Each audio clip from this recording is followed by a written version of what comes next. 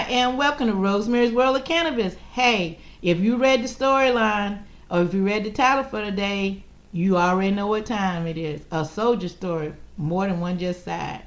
For more than just one side. Hey, thank you 710 Radio. Thank you iHeartRadio for letting me do what I do Monday through Friday from 12 Eastern Standard Time to 1 o'clock. And for those that are military minded, 1300 hours. We'll be right back, and then we're going to get into the subject of today's show. Are you a shadow of yourself? Is your mood on its way down? You could be suffering from low THC, also known as cannabinoid deficiency, caused by 77 years of government interference via prohibition. Do you live in a medical cannabis state or the District of Columbia? Are you over the age of 18 and seeking non-toxic natural health, well-being, and peace of mind? Ask your doctor if cannabis may be right for you. After 10,000 years of recorded human use and 77 years of failed prohibition on the world's most extensively tested plant, the results are in. Cannabis has no known lethal dose and is arguably the safest and most comprehensive therapeutic substance known to man. Cannabis remained in the United States pharmacopoeia until 1941, and cannabinoids are currently patented by the federal government as an anti-inflammatory U.S. patent 6630507. Human brains have cannabinoid receptors. Cannabinoids are lubricants in the human body. Due to prohibition, our bodies have been denied essential lubrication. Imagine never changing or adding to the oil in your car. The use of cannabis for low THC may cause immediate relief, including a general feeling of well-being, chronic smiling or laughing, feelings of euphoria, increased creativity or clarity, a greater appreciation for music and art, the desire to dance, increased feelings of inspiration, compassion or unity, a need for truth and justice, or you may wake feeling more well-rested than usual. It's undetermined to know exactly how many symptoms the use of cannabis may alleviate because of federal prohibition. There were dozens identified in the 1909 Eli Lilly Pharmaceutical Handbook. Currently, over 80% of the population supports the right to use cannabis therapeutically, and 92% of its users have declared significant non-toxic relief. The most common side effects, which are usually mild to moderate and may fade or disappear completely over time, are dry mouth and drowsiness. Other more serious side effects can include growing and repairing brain cells and DNA or improve vision, may prevent Alzheimer's, dementia, glaucoma, nausea, and suicide, may provide relief from autism, asthma, anorexia, arthritis, AIDS, cancer, Crohn's, depression, epilepsy, fibromyalgia, gout, IBS, insomnia, MS, migraine, pain, Parkinson's, PTSD, and spasticity. Use caution while driving or doing other physical activities until you know how cannabis affects you. May cause paranoia or nervousness, specifically caused by real-life government intervention in your quest for life, liberty, and the pursuit of happiness in the USA. Ask your doctor if cannabis may be right for you. Brought to you as a public service announcement by the People's Plant, a campaign of conscience. And welcome back. Wow, y'all gonna enjoy today's show. I brought back with me Carlos. I don't know if you got a chance to hear Carlos. Carlos is out in Washington State, and we had such a great conversation. I had to bring him back on the air because this young man really has it going on. Hey, Carlos, how you doing? Hey, how are you? Hey, listeners out there, I want to thank you for having me back on the show. I absolutely love this show. I love your mind and what you do for the community. And again, thanks for having me back. Oh, well, thank you for coming back with us, Carlos. I mean, today we're going to be talking a little bit different. This is a show, I know we did some military shows in the past, but this one is going to get a little bit more in depth than most shows I've heard from cannabis side perspective. We're going to be talking about actual situations and everyday life for some of us that's either duals or, you know, because you have some families that both of the spouses have been in the Army. You have some that only one spouse has been in the Army. Predominantly male in perspective. So we're going to be talking about all that and then some other things and how the military treats people far as when they Uniform Military Code of Justice as far as discharge and everything. I found out some information that I'd like to share today with you as well on how some of those processes are done, and all of them are not according to the books, if you want to ask my opinion about it, but I don't want to get too far into the subject today. I want me and Carlos to have this conversation. Carlos, as we talked about off air briefly, we're not going to go into everything because we need about 3 more shows, but as I shared with most of my listeners that I am a dual, which I mean that I have served in the armed forces. I served on active duty and reservists, and also a spouse of a retired service member. And doing what I do is not easy in that perspective when you have an old retired first sergeant that you're dealing with. And I think you can, and then on top of him being an old retired first sergeant, he was a drill sergeant for 3 years. So dealing with that mindset alone, Carlos, you can jump in at any time seeing what I dealt with. You know, I think with the first sergeant, 22 years, if you were able to get that man to look at cannabis in a positive perspective, you have truly parted the seas. That's a true accomplishment. Well, it takes dedication to, like we were dedicated to the armed forces. It takes dedication to this plant to teach and educate. You have to, just like when we went through basic training in AIT, we did things in repetition. I had to use the same perspective and principles in teaching him about the cannabis plant in perspective in the same way and structure that I would be teaching him in a class in a military format. So what I did is broke down what I learned about cannabis, put it in a military perspective, and broke it down in that format. That was not easy to do. No, that's again, you're sitting there fighting too, 22 years of him being told that if you even look at this plant, you're going to lose everything you've created for yourself within this establishment. So, that fear alone, it just, even from the knowledge, from the, the scientific aspect of what it's done with other people, just being able to take that fear out of it, that came from a place of love. And, you being his spouse and doing that for him, you saved his life. I feel you have, because for me, for my PTSD and for some other guys that I've seen, like we chatted about before, PTSD doesn't always hit the soldier right away. Most of the time, what happens is the soldier is out for a lengthy period of time. They disconnect from soldiers they've been in the service with for a while. They lose that sense of, I'm a part of this organization that's doing something, and that's when they start outletting and doing these really, really horrific sources of just trying to cope, So I definitely think that, you teaching him that and just being persistent, I hope there are other spouses listening right now that'll maybe take, ear of your advice, and again, how you did it, by implementing, the military and that lifestyle and kind of associating both. I hope they take that and they try it too, because again, it could really be 10 years out of their spouse is out of service. When they're at that breaking point, they could be like, oh man, I remember that one time, or even, she's constantly every now and then talking about this as an option because maybe I am, losing my temper when I shouldn't be. Maybe she's noticing that, I'm binge drinking more than I shouldn't have. I think people think to be like, a person that abuses a substance, you have to do it 24/7, 365. That's not true. I know a lot of guys who have major drinking issues because from Friday to Sunday, they drank in such an unhealthy way. You know what I mean?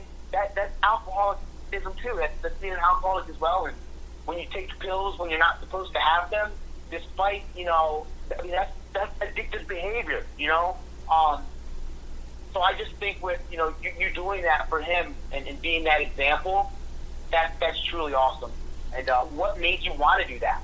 Well, like I said, seeing and hearing the different stories from, going back to when I was on active duty, think about just what I seen in that perspective, and then being with him as a first sergeant's wife, the phone calls, the whole 9 yards, dealing with, at 2 o'clock in the morning on a Thursday, if we had 3 to 4 day leave, or this, especially if these guys had downtime, they just came back from a deployment or something and they get X amount of days down, the first thing they think about, and I'm hoping if you have young children, you might want to have them to leave the room, because we definitely finna get into some explicit details about a soldier's life.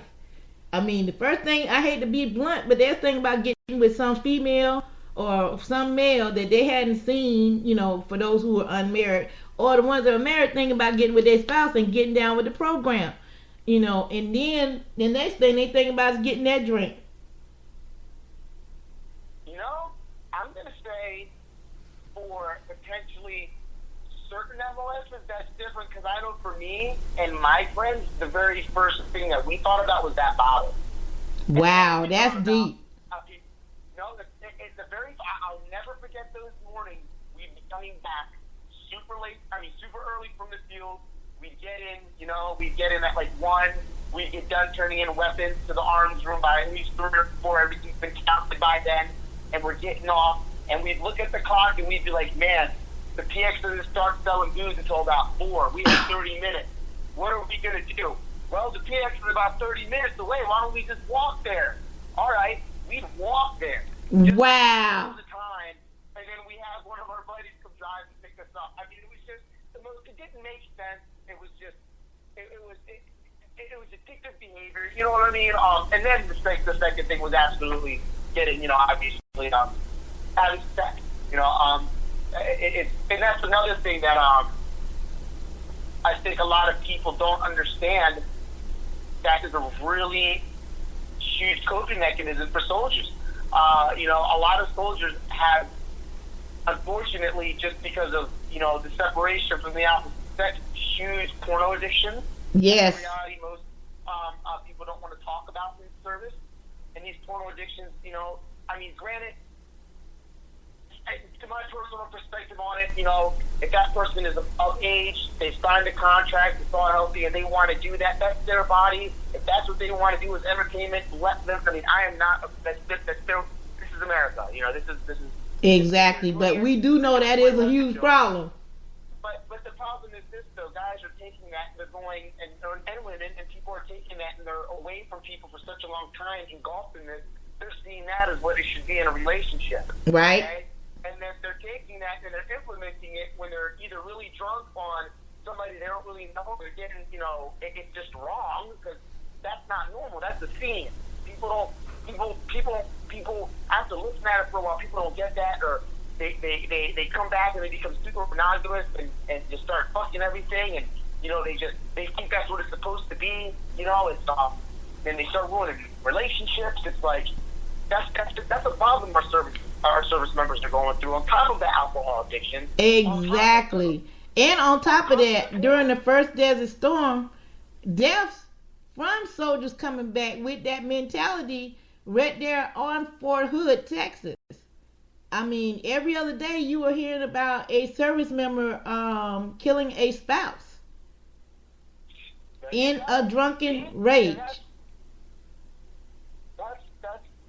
That's something that, and a lot of that stuff, if you look at the killings, if you look at, what induced that action, if you look at the beginning of it, 95% of the time you're going to find a bottle. Exactly. Because the bottle in the civilian world is like the soldier's M4 in combat. To most. And most don't want to admit that and cannot admit that. Most say, I only drink through gatherings when I'm hanging out with the unit.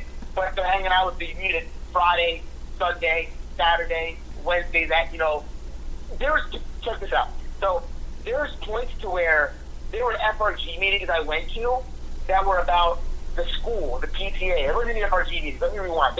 I did a Watchdogs program recently. This was recent, over a year and a half ago on JBLS. Mm-hmm. And the Watchdogs program was assigned with the PTA. Okay? The PTA were having their meetings. These moms were having their meetings, not at the school, the PTA meetings. They were having their PTA meetings at one of the moms' houses so they could drink wine. Holy gosh. Like, what are you doing?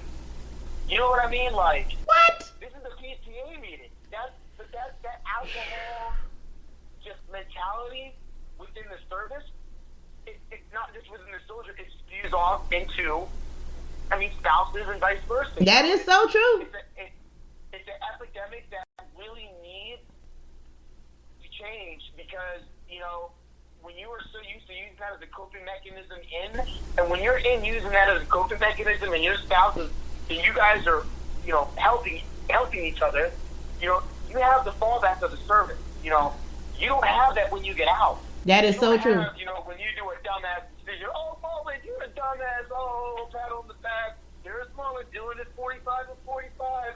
CPP, man, No, when you do that dumbass decision, you have a jail cell, you have attorney fees, you don't have people you can call and come in and joke with, and you don't have a field or range you can go to and shoot, and everything goes away because that's what your unit tells you. You have the reality of your piss poor decision making and your addiction. And your spouse has the reality of now having to step up because you may have lost your job.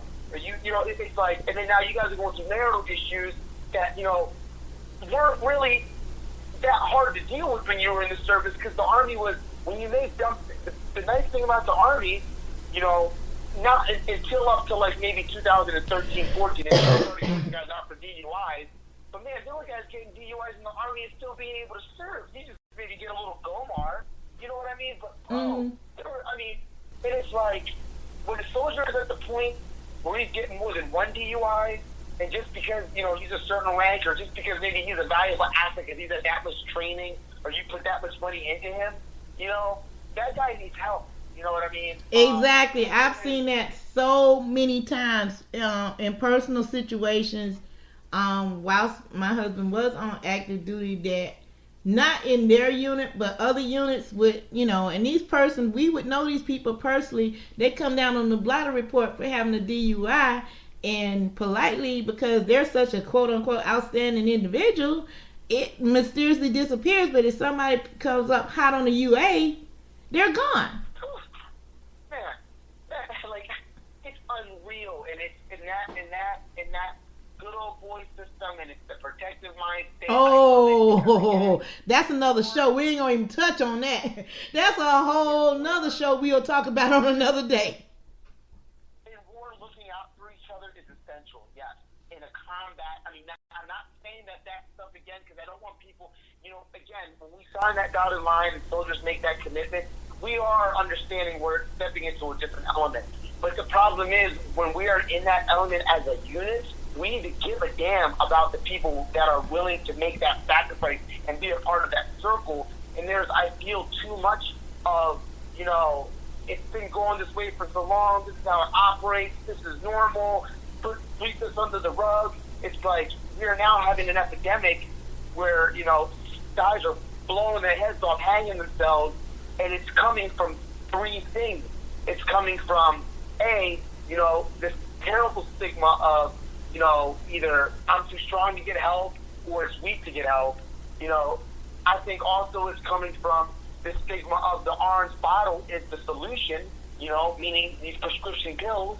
Most of those have more, I'll tell you this, most of the prescription pills that were given to me from Walter Reed, the VA, and the service either had the side effect of me killing myself, which I was supposed to be getting the medication for, or have some crazy, stupid stuff like bleeding out of your eyes.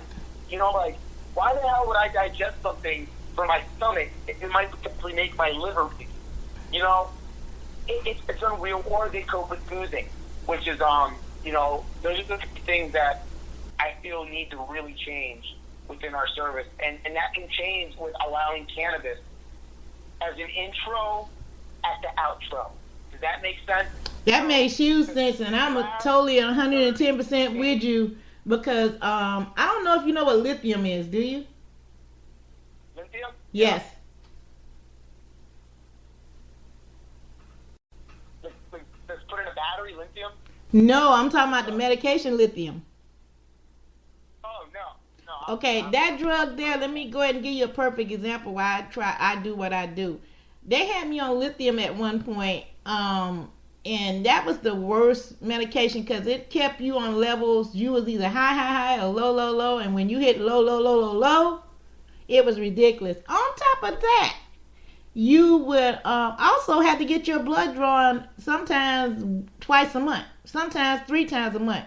It just, they want to always keep checking the levels in your body. And that was ridiculous in itself. And I went through that for like 2.5 years till I decided I'd had enough. And it wasn't, the sad thing about it, it didn't work because I was being misdiagnosed. Sure, I had some of the symptoms that they diagnosed me with, but also I was suffering with post-traumatic stress disorder. I was suffering with other things that combined. Depression comes from, being in a post-traumatic state, constantly not being able to deal with it, because the point is you don't know who to talk to. Then you have your overeating disorder that I went through, that, you eat when you're stressed. People don't talk about that. Cannabis stopped me from a lot of very destructive things, and like I said, doing that and doing what I did most then on active duty and what I'm doing, kept me all right. But when I was a spouse, doing the FRG thing was rewarding in itself, because I gave them soldiers a peace of mind. They knew that if anything came up, hey, the FRG group leader got us, and by me having to work side by side with my husband, was the best thing. Because some cases I worked with the also had to work with the NCO, the officers that did not have a spouse and did not have nobody to step up. So I had to step up and fill the role of that officer's wife's position in some cases, which is extremely stressful. No, it's weird, but it's real, because I saw that happen to some of my lieutenants, because I came from an infantry brigade, okay? Mm-hmm. And, there were some young LPs there that did not have the stuff, and I was seeing,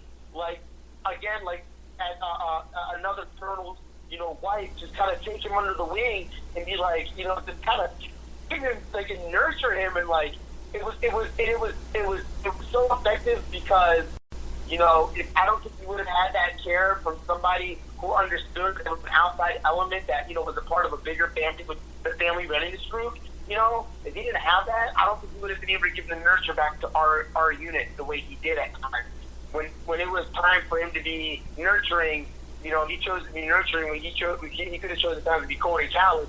And I think it came from having that the F1, the 50th Readiness group, and people from that group coming in and just when everybody had their house and stuff, you know what I mean? This lady would have for, the LTs that didn't have people, and, the NCOs and stuff, she would have stuff for those guys.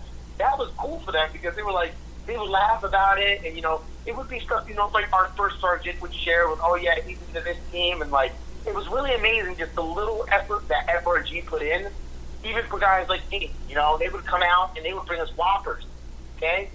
At the field, our Lieutenant Colonel's wife would come and bring us Whoppers out, to the field. They were $1 Whoppers. She spent, I think, $150 out of their own money for each platoon, each unit.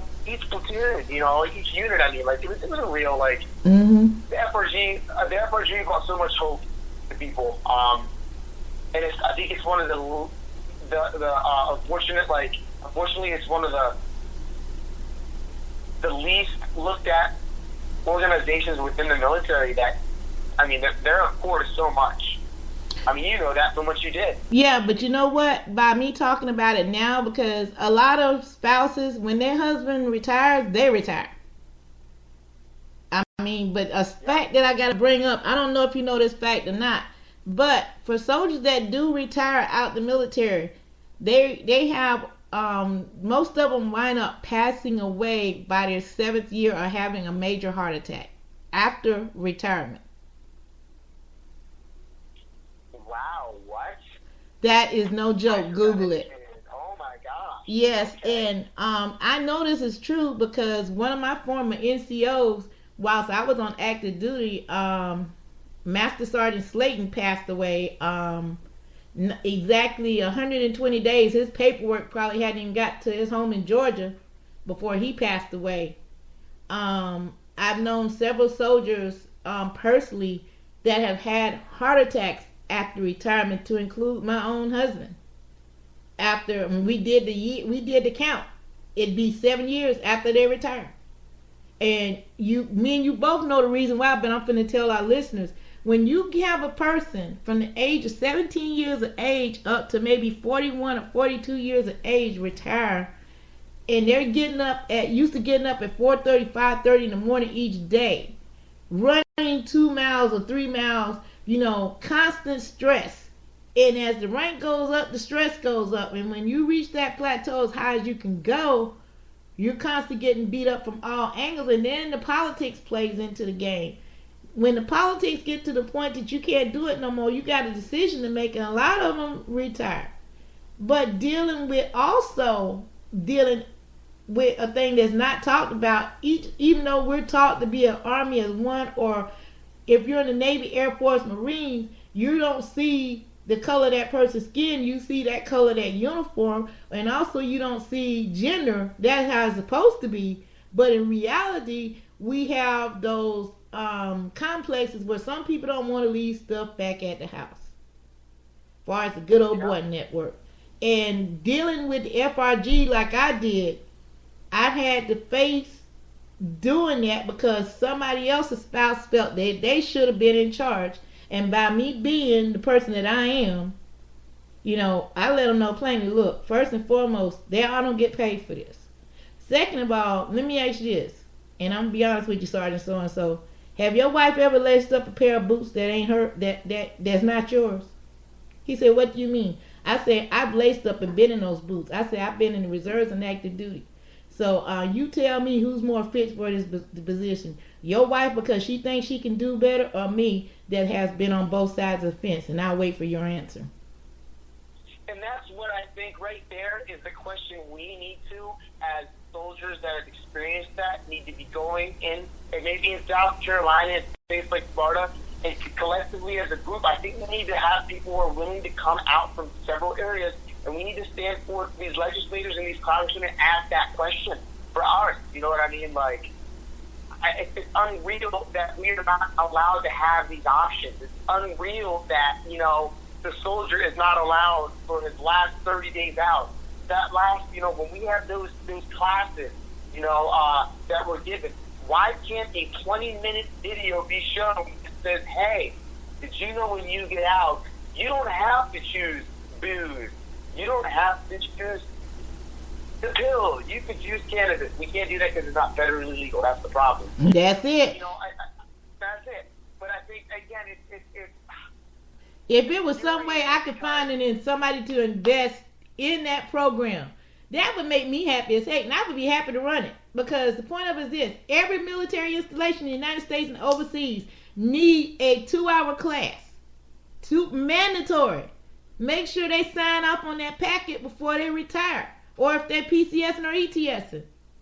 They need that because you gave one of the best platform answers ever on that, because I couldn't have put it in better words, because I've seen so many young soldiers after they get out of the service and get in so much trouble. I mean, promising minds gone because they don't have that safety net anymore, which they was used to being on active duty. And you're so right about that.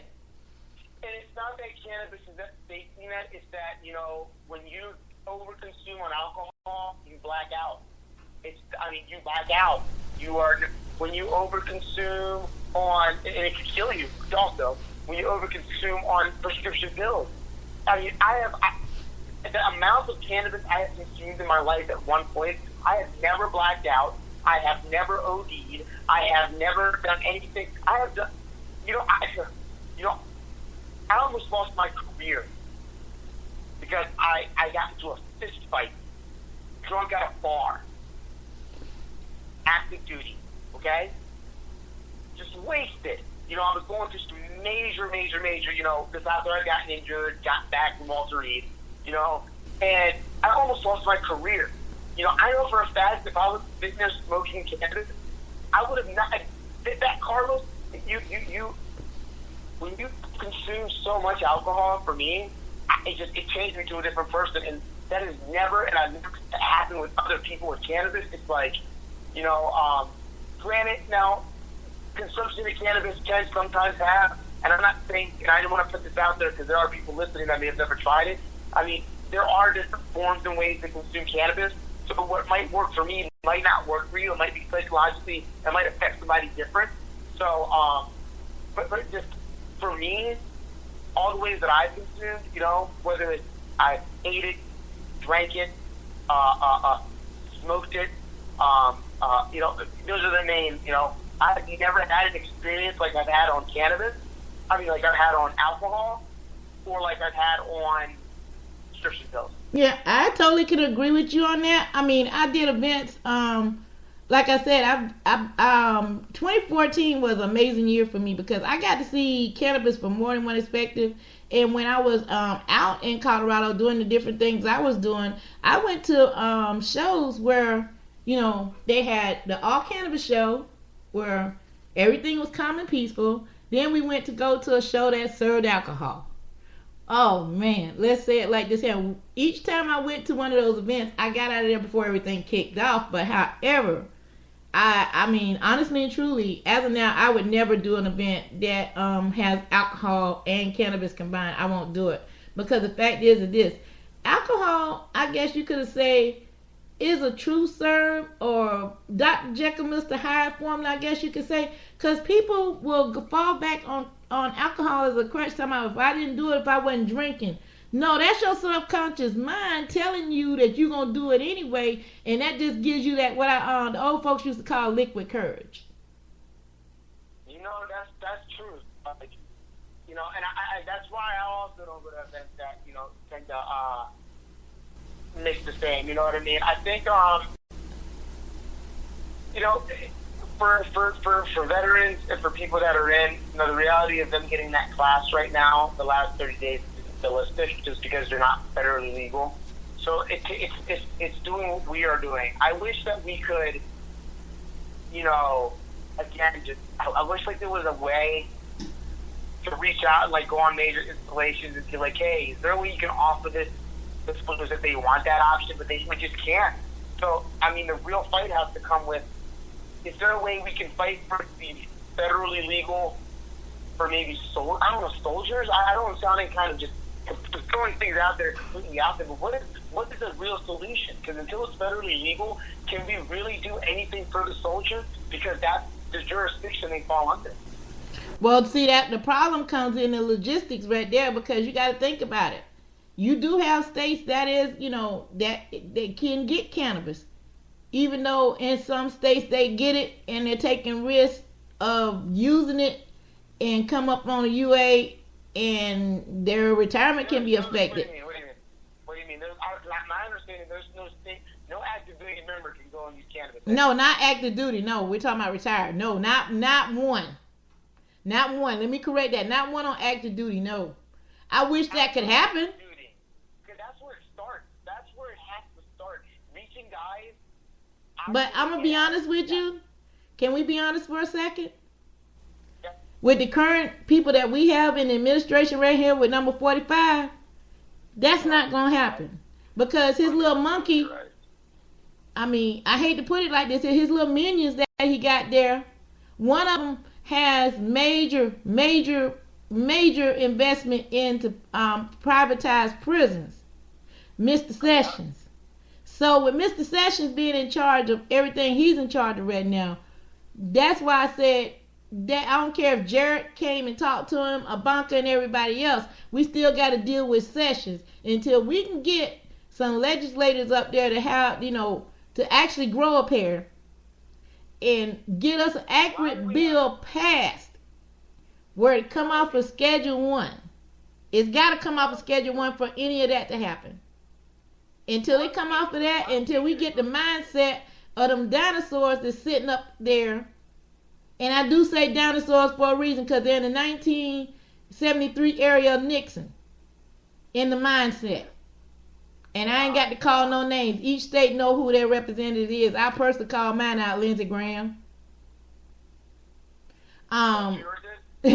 Yeah, Lindsey Graham. I mean, he talks out the side of his neck. He is a retired officer, reservist officer, and he turns his back on us. So wait a minute. So that's out of South Carolina. And he's a retired reservist officer, and he is not fighting for cannabis. He's fighting for it, but not in the way that he should be. Oh, I need to come out there and talk to him. I would love to engage in a conversation. I would love for you to talk to him too, because I'm gonna be honest with you. The man, I mean, we gonna have to work something out logistically when we're not on the air, so we can go ahead and get that worked out. Because I want I would love to have at least a room full of retired, active duty. That's something we're gonna have to make happen. That we are retired. Yeah, we're gonna have to make that happen. I don't know how. Even the listeners, I encourage. Well, I know how to make it happen. We do it kind of up here with that 22 too many Olympia. Honestly, we started out with collectively hanging out at one location, as veterans that like to consume cannabis together because, you know, we have bars that we can go to within the VA, not the VA, with oh my gosh, the Legion, the American Legion. Yep, and you know the American Legion backs us, you know that, right? Oh yeah, now they do, yeah. They recently just did, you know, but they don't back us to the point where I can go in there and consume cannabis. Nope. You know what I mean? Exactly. You know, are they really backing me, or are they just, you know, you can say something, but until the action, until I can walk into an Allegiant, sit down, spark my vape pen, my bong, my split, my joint, and consume cannabis without somebody coming over and telling me to get out, or even have a designated area that maybe the people that want to necessarily have to smoke around them, which I respect, you know, until they have something like that, then I'm going to say they aren't really for me now. Because, I mean, I can't drink alcohol. I can't. Because the Dr. Jekyll and Mr. Hyde, like you had said earlier. Mm-hmm. You know, and I think it has a lot to do with also, you know, the alcohol consumption and just what it does to your body. You know, it takes guys back to, it lowers our heightened sense of, not anxiety, but it brings guys down and, you know, soldiers down to a lower sense of awareness. And as soldiers, that's one thing we love to have, is we love to be aware. We're trained, situational awareness is key. So one thing that this does to everyone is no matter who you are, you may feel after your first 3 beers, you're buzzing, you're good, but once you start consuming like most soldiers do, you no longer at that 3 beers buzz, and you're now at the lower sense of awareness, and then that brings out vulnerability. And when you're at a place where you don't know what you're doing, and that those vulnerabilities and those demons comes out, it's unreal what people do. That is so true. I've seen it time and time again.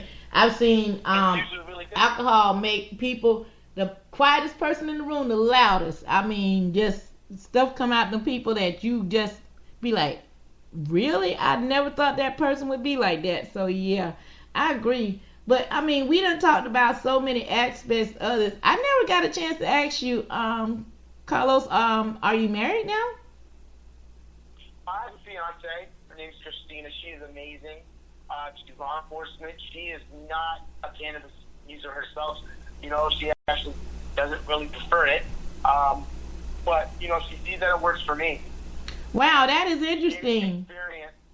She experienced the alcoholic.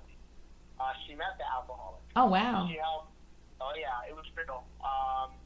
So, you know, I mean, her alone, I mean, she's been a part of saving my life. Just, you know, just her love and the passion and just her understanding. But, you know, again, just to be in her position and understand that. That speaks volumes. It's real. It's real because, you know, for me, it's if she can do it, then why can anybody else do it? Especially with what she does and how she, you know, it's like she understands, you know, that it helps. She's seen it. She's seen it change me, you know, and she's always like, oh man, you know, there's people, because she's corrections, and she's like, man, it's a shame. She's like, I hate seeing people that are locked up for cannabis. Yeah, but you know what? I'm glad you brought that into the realm. With what I do here, I go out here in the city of Rock Hill a lot, and I talk to a lot of people. And during the last festival we had a festival called the Come See Me Festival here in Rock Hill a couple of weeks ago. So I was, we had a special election here, and I was asked to participate in an event there. And whilst I was there, I was standing there and leaving the parade. I was giving out these cards for Minorities for Medical Marijuana, and the police officer looked at the card. He said, you know, I can't take this card, but he said, I took a look at it and I remember it, and I'm going to check your site out. And that alone made my day. And then maybe about 25 to 30 feet, I came into another officer. He looked at the card. He said, you know what? He said, off the record, I support what you do. They all do. I mean, because they're tired. And this guy gave me a 15-minute lecture on why he supported it. And it goes into what you say, they're tired. They're saying that people that they arrest for cannabis use don't fight with them. don't get them a whole bunch of problems.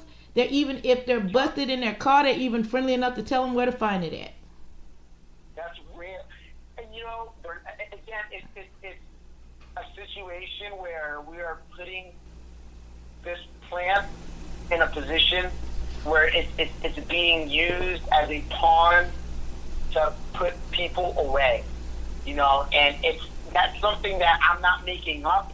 That's something that has been told, that has been disseminated to the public. If you just go online and research, you can hear it from the horse's mouth, and these aren't things that are pretend. These are our real life, everyday reality. And until we, as Americans, look at that in the words, and if you follow the words that were said to the actions that have been followed, and see the destruction of homes, the destroyed homes, especially in our minority homes. I mean, if you see the prison populations and who they are packed with, and the words that were said completely match up to the actions that have been followed. And this drug war won't get stopped until people like you keep doing what you do, and people stand up. And I'm telling you, the crappy part about it won't work unless we have numbers. Exactly, and that's why I do what I do, because I want to talk to you out in Washington State. I want to talk to the people in Washington, D.C. I want to talk to the people out in Oregon. I want to talk to the people in Utah. I want to talk to the people in Colorado. I want to talk to the people in Pennsylvania. I want to talk to the people in New York. I want to talk to the people all over the United States, because until we join forces and say we have had enough of this shit, it's going to continue. And it's sad but true. I've been doing this now on the air going into my 4th year. And I could go back to shows. I could go back to Facebook quotes that sound the same that I did 4 years ago. So when are we going to get off this merry-go-round? People are saying, just say no, we're going to do what we need to do.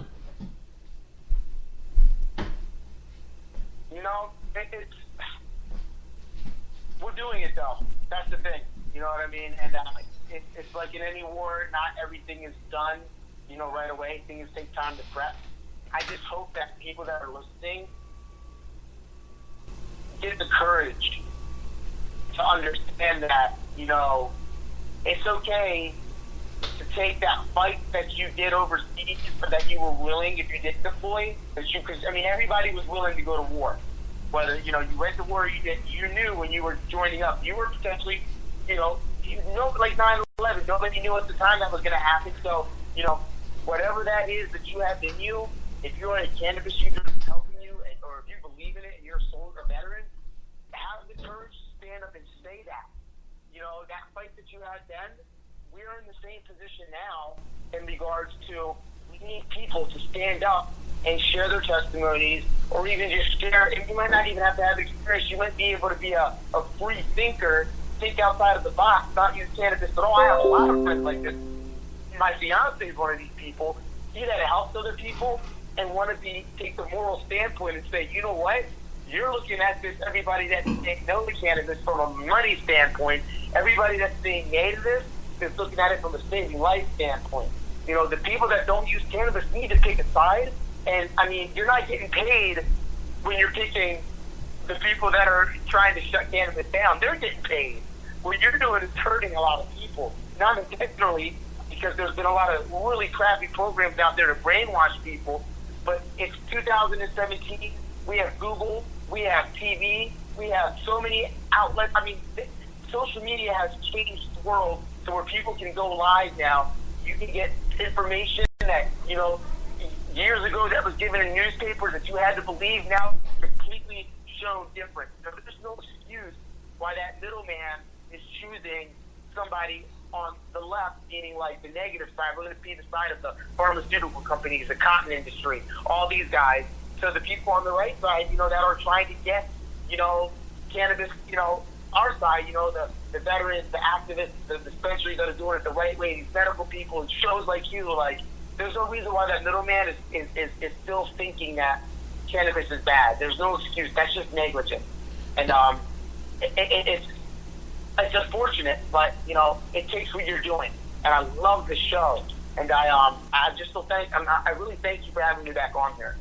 Well, thank you so very much for everything that you do out there as well. And like we said, we're going to get together and we're going to get this thing done where we can get everybody together. If we have to, go coast to coast march on Washington with veterans that's like-minded, that look like us and talk like us and walk like us. And I mean, we got to do it. I mean, I want all the veterans, if you have a dog in this fight, which you got a battle buddy, you got a friend or relative that don't look like you, that are in armed forces, retired or active duty, you're fighting for everybody when you do that. When you finally take a stand and say, I've had enough, I think we can get this done. I know some groups that in D.C. that would be happy to join with us. I mean, all I got to do is ask. I know some groups that be in Colorado that be happy to join with us if I ask. I'm quite sure all of us can get together with different groups and organizations and make this happen, because I'm finna kick off an initiative June 1st that I'm gonna make people aware of as well. I know the military pays the NFL a lot of money that we do to different programs and organizations, which in turn they should be paying the military in return.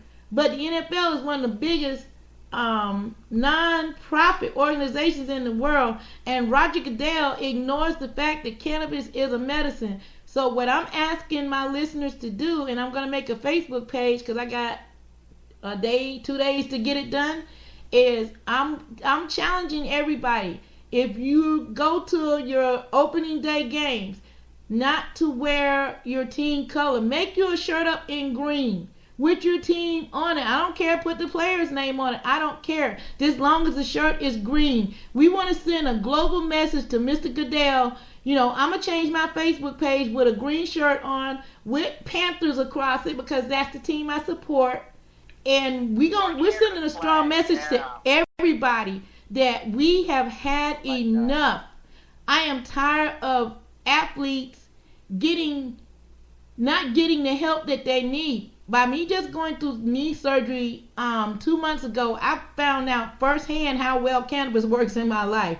I came off the opioids after being in the hospital for 3 days, and that was the worst withdrawal of my life. I rather had a hangover compared to what the opioid hangover does to you. And I have before and after pictures that I got to share one of the after pictures sometime this week of what cannabis has done in my life in 2 months, as far as helping me heal with such a major surgery. And I like I said, I know how these athletes feel, because these guys get crushed up, brushed up, bruised, bangs, concussions, the whole 9 yards. And they're not allowed to use this as a treatment, which I think is dead ass wrong, considering how much you charge us to come see them. But they can't use cannabis, and most of these teams NFL teams are in cannabis-friendly states, and these team members cannot go to get relief. If they do, they're kicked off the teams. And that again is or they lose sponsorship. This is another horrible. Some of these players get most of their money from sponsorship. So that's another huge angle that it's like it's terrible that they have to experience that. Yeah, we're gonna leave that for another show, but I'm gonna leave this for a thought for you. The two fastest people in the world, Usain Bolt and Michael Phelps, both of them use cannabis. Our former president, Barack Hussein Obama, used cannabis. I use cannabis. You use cannabis. And Marvin Washington does. Have you heard of him? Who? Marvin Washington, he's the ex-NFL player. Yes. He's a huge advocate right now in the cannabis industry. Ricky Williams used cannabis. It's a few others that's on my Twitter page, and I'm gonna see if I can get these guys to give me a little bit of their time and talk, come on the air and talk with me about cannabis, because especially that's why I'm kicking off this thing Facebook wide, and I'm hoping it'll get big. But that is my goal for this year. It really literally took me off that Roger Goodell would have such, excuse the expression, balls to feel that he can tell these athletes. It's like You making money off these people's backs. It's like legalized slavery in the NFL to me. You do what we tell you to do. And that's not right. They should have another option on what to use for their bodies for pain. Just like soldiers, I agree with you. You send a man to war, you give him all these, it's like, and then he comes back and you don't let him, actually have something that might relieve him, give him how are we so messed up right now? And it's within the black and white, it's within the laws, and you're right, it takes people collectively getting together, going to legislation, getting people to want to, actively, go to, and it starts small too. Even just knowing what district you're in, your, monthly or your annual meeting for whatever, county or whatever, how it's broken down, or whatever area you live in. Like, these are small kinds of things that people need to start doing collectively as groups. Every Tuesday, there's certain council meetings that I had in Oklahoma. There's groups that are, going out there collectively representing cannabis, have maybe a cannabis on their shirt, or just go out. But some people don't do that. Some people aren't that out open with it, which is perfect, But I think it's positive to be also out there open with it. Like, I know a guy that has a really cool cannabis tie. It's because, listen, we have been in this drug war victims of subliminal, we've been hit subliminally, okay? So, subtle breaking the stigma of people that normally don't see a cannabis plant, seeing one in a positive setting is not a bad thing. It's not a bad thing at all. You're not going out there showboating that you like cannabis. When we were kids, and we saw that big old cannabis leaf, put that X through it, that was subliminally thrown with advertising, we probably didn't know.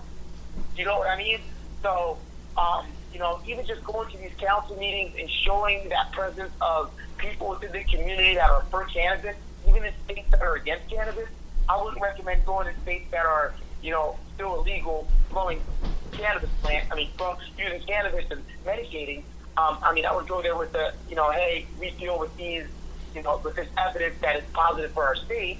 But if you want to go there, and do that and consume and smoke, you're right, man. Like, get the permit to do it. In Washington, we do that. We asked, hey, are we allowed to get a permit to go walk to the Capitol and sit there and talk about cannabis use? We want to stand in front of our Capitol and talk about cannabis use, and we do that. Now, do we medicate going up there? No, we can't. Do we medicate at the park afterwards? Yeah, but Washington can allow that. It's stuff like that I feel that states that are just coming out need to really excuse me. Need to be shown. That there are people in the community who want it. And a lot of people are still scared. A lot of people still go behind stores, so they have to walk around so people don't see their cars to buy cannabis in some of these major cannabis stores that I work at. I'm in them so much, I notice, certain people, and I'm like, wow, this is still parking over there at the Safeway just to come over here. Why? But, it's the stigma. It's the stigma that's around the plant, and that's the reason why I love doing what I do. You mentioned on a previous show about you being a Christian. I'm going to share a story with you because we're about to wrap it up for this session. Believe me, we will have you back again. Matter of fact, I might have to make you my co-host because you're just that good. You rock. You rock. But let me tell you this story. Some of my listeners know about this. I came out the cannabis closet in the church. And for you to come out the closet in the church, talking about cannabis in general, in a southern state, in the church, it takes a lot of guts. With that in mind, I just recently returned back to that church. And now, time has passed since I came out, and so much information, I didn't stop what I was doing. I kept going. Now I have been accepted back in that church with open arms. You're probably going to help so many people eventually, because again, I think people have, oh God, I love that. So I want to hear more about that. We're going to definitely, I had shared that on a previous show, but I'll be glad to talk with you about it off air, because I know I have a lot of listeners that do listen every day, and they're like, she talked about that before. But I came out in the church because I was doing some legislative work for a speech that I was doing in Columbia, and I was so stressed that, everybody, how you go to church and you ask people to pray for you. So that's why I asked for prayer for understanding and peace, so I could go ahead and finish writing my speech for the committee.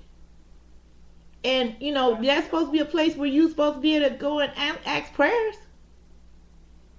So and again, it's taking a step to breaking the stigma, and that's important. I know that some people may not relate because they may not be religious, but for those that are, and a lot of the world is, most religions, cannabis is frowned upon, and even and it's in a lot of their texts. I think people have definitely misinterpreted it wrong, but long story. Yeah, it's in the book of Genesis. The fact that you broke out of your element and did it in a place most of the time it's not talked about at all or looked down upon. It's about breaking that stigma. And again, I encourage anybody and everyone to just stop being scared and break the stigma, because exactly we have been victims of that for so long on the opposite spectrum. Yeah, but let me go ahead and let you know how big of a deal it was for me. I sound like you've been in the church. I don't know what denomination, I won't ask, but I'm an usher and been an usher for years with that church, and also on the mass choir. Yeah, you grew up Roman. I grew up my sharing. I grew up Roman Catholic. Wow. I'm Amy Zimes, so you can we both understand. So it was. It was again. So with just being where I am as an adult, I just encourage other adults that grew up like us, or maybe grew up different. You grew up like we did, or you grew up with your parents understanding that cannabis was a plant that could do so much. Exactly. It's really one or the other. That's really truly the reality. Exactly. Kind of in between, or you grew up in between where you were hiding it, which that was growing up like us. Mm-hmm. So either you grew up like us, or you grew up like us, and more people in America grew up like us. That's most of America since the 1940s grew up like us. Exactly. You know what I mean? They didn't have an option not to, because if they tried to go up the other way and were open about it, well, we know where those guys are. Exactly. So we got to go ahead and wrap it up for this session. We will definitely have you back again, because I know you got a whole boatload of knowledge that you can't wait to share with everybody. Could you like to tell me how to contact information to reach up and reach any programs that you're with? Sure, I'll love to shout out a few programs. Permission to Start Dreaming, PTSD, out of Gig Harbor, Washington. I encourage everybody to check them out. Creator's listening. She's a Gold Star mom. Her son was a victim of PTSD, killed himself. She does some amazing stuff. She's got an outreach program that she is trying to bring to Washington. Basically, it's a resort that veterans can go to that need intensive PTSD care with their family members, and they can go through some holistic healing. Another program I want people to maybe check out is 22 Too Many out of Olympia. Those guys are, a really cool organization that if you are a veteran in your area, you can even start your own chapter there. They're more of just kind of, what I was speaking on before, kind of like the American Legion, but we are not alcohol related. We are cannabis related. I love the American Legion. I'm so thankful for what they do, but I do like to be around brothers and sisters that also like to consume cannabis and not alcohol, because alcohol takes me to dark places. That's personal. And I would like to shout out Men and Women Above Ground. Marvin Washington, who I share with that. He's got a really cool organization with somebody by the name of Bonita Money out of LA. I like what they're about inclusiveness within the cannabis industry, which I'll share with more of a feel about.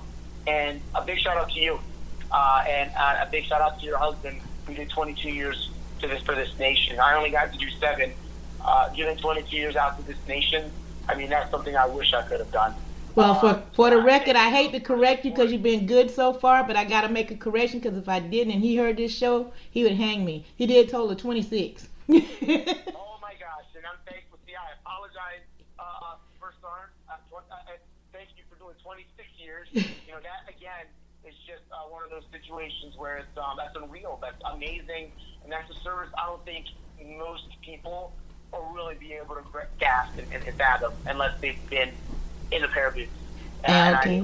So thank you, and that's what I want to shout out. So thank you for having me on. Oh, on that note, we gonna end this show like this here, guys. I always say freedom is not free, and we're not free until we're all free. You know that. So think about it the next time that you hear a veteran and you say, "Hey, we support you." Are you really supporting that veteran? Are you really supporting the use of cannabis? Have you thought about supporting the use of cannabis? Just think about the soldier story that you heard today, and you heard it from more than one side. Thank you, 710 Radio. Thank you, iHeartRadio, for letting me be free to do what I do every day. Once again, guys, freedom is not free until we're all free. Y'all have a great day. We'll see you next time. 710 Radio, iHeartRadio. This is Miss Green Jeans. Oh, excuse me, was Miss Green Jeans. Oh, wow, it's been a long day. Still Miss Green Jeans, but I'm doing Rosemary's World of Cannabis. I am out of here.